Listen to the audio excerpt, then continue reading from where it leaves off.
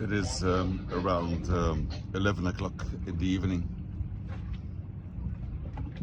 We are anchored just beside the marina in Las Palmas, Gran Canaria, in the Canary Islands. The anchorage here next to the marina is quite busy. Quite a bit of boats came in the last 1 or 2 hours.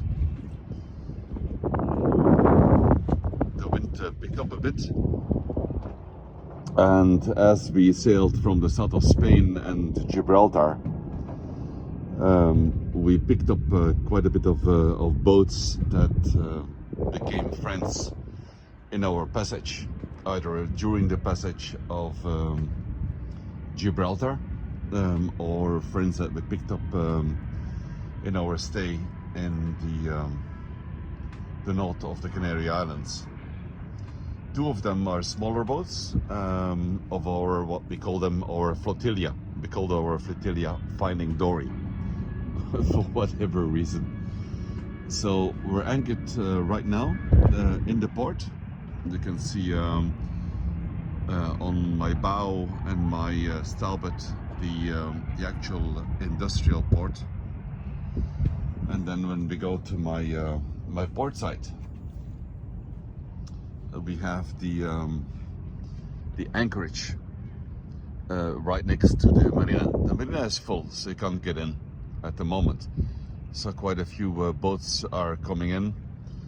Boats that either came in from Gibraltar on the first part of the crossing, or boats that came in from the other islands further east in the Canary Islands. But the anchorage is quite full, so it's quite difficult at this moment to find a good anchorage. 2 boats of our flotilla, 2 of the smaller boats, are right now on passage from Fuerteventura, one of the islands further east in the Canary Islands. And I just got a WhatsApp message that they are about 20 nautical miles off Las Palmas, where we are. They are coming over to our anchorage, but over here, being an industrial port, it is quite busy and quite confusing. There's quite a bit of commercial vessels coming in and out. There's quite a bit of vessels, commercial vessels, cargo vessels anchored off port. Quite a bit of big vessels coming in and out. And for those 2 smaller vessels, Wollemi and Asterix, an Australian vessel and an Israeli vessel, it is quite difficult and challenging to find the right mooring.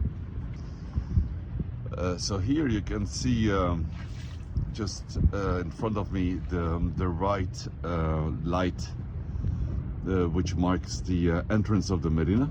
But again, the marina is full, so they can't find any shelter in there. So I just had both Wollemi and Asterix on WhatsApp, and we told them that we will keep a watch on channel 72. So here on board, in the cockpit of us, and we're safely anchored. We have a VHF handheld on channel 72. And we keep a watch on the main VHF radio down in the galley at the nav station. Let me go down. Down in the nav station, we have channel 72, also on standby. There we go. And then we have the main plotter, which is monitoring the IS, the automatic identification system of vessels coming in. And we can see each of the vessels as they come in. Here you see Marika, which is not one of our vessels. I think the Asterix actually doesn't have IS, but Willemai, who's sailing together with them from Portaventura, from the south of Portaventura, which is over here. They have IS, so the moment they come into the VHF range, we should be able to pick them up. And we agreed to, sorry, I'm still digesting my evening meal. We agreed to keep a watch as they are coming in, to guide them into the anchorage, because it's as you come in at night, your perspective of what you see and your depth perspective and the perspective of the other vessels, some of them have their anchor lights on as they should, and some of them don't. Like, I think it is a vessel right behind us at the moment. I don't think it actually has its anchor light on. So when people come in from a passage, an overnight passage, it gets quite confusing. Let me have a look. You see the vessel behind me? It doesn't have its anchor light on. We have a vessel here on our starboard stern, has its top anchor light on. And it seems like most of the others, except the one on our starboard, on our port, doesn't have the anchor light on. So when, oh, this is another one. There's two of them.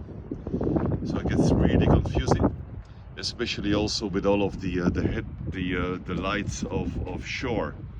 When you come in from a pitch dark passage in the middle of nowhere, and then you come in, you see all of these lights, which are really confusing. And there's a couple of navigation lights coming into port. There is, when we came in, there's there's two green entrance lights right there somewhere. And then there is a port red light you see blinking. And there's also a, as you can see, probably here, there is also a cardinal marker, an east cardinal marker blinking. It's three blinks, three consecutive blinks. There you go.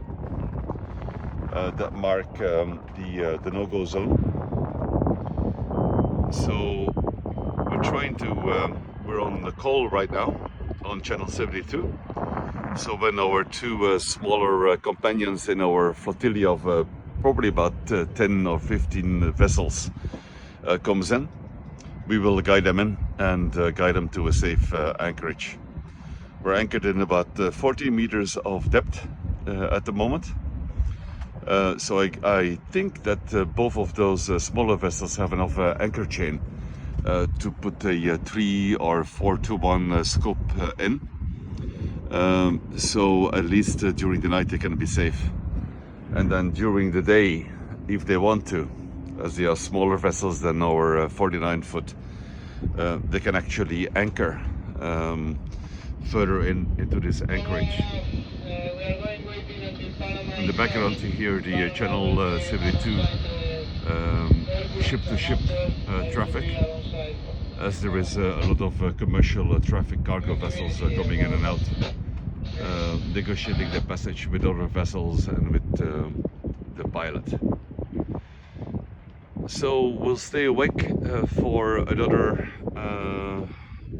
2 or 3 hours, just to make sure that our friends in our flotilla can anchor safely, so they can have a good night.